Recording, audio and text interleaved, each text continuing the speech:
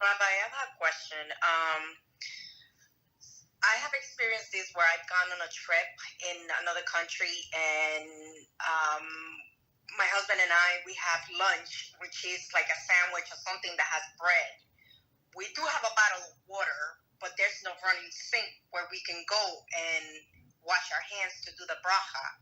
In that case, is it okay not to have a running sink with water, and we can just use the bottle of water to do, to wash our hands, to do the mitzvah? Okay. Or how do we do it? Okay, how we do it. So let me give you the best scenario. The best is very simple. If it's your car, like you're traveling in your car, so bring the gallon of water with you from a tap water, and bring the cup with you wherever you wash.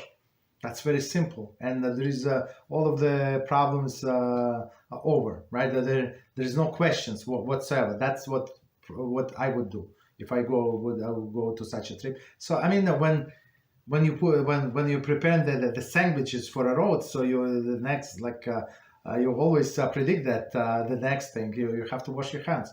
That's the best case scenario. But let's say you got stuck, this and that. There is not such a water.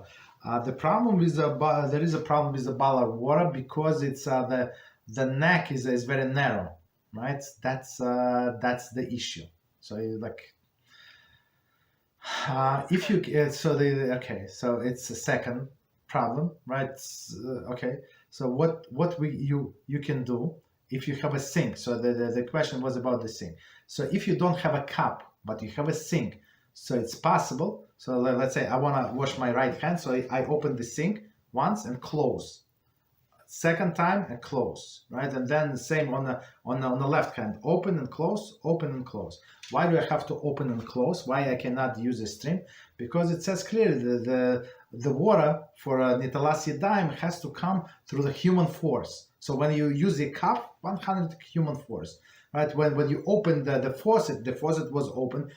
First 2 second water was flown by the human force. When it after a few seconds, that's it. It's because of the pressure in the system. It has nothing to do with you force. So when you close, open again. That's what we do, and the same we do on the left hand. Okay, that's the solution. So, but somebody asked yesterday if you don't have water at all. So then you cover your hands with plastic bags or something, and you don't touch food completely. So you eat with a fork and knife. Perfect. Thank you. You're welcome. Thank you. So, but proper to plan ahead. That's why HaShem gave us brain. So plan ahead, bring yourself a gallon of water. Like you have a car, so just put it there. Have a cup. Buy yourself a cheaper cup. That's what I suggest. Some people they always travel and buy in Judaica simple cup for washing, $2-3. Okay, how can you go wrong with $3? Leave it in a car, no problem. Let it stay there forever, and you're going to use it for sure. Okay.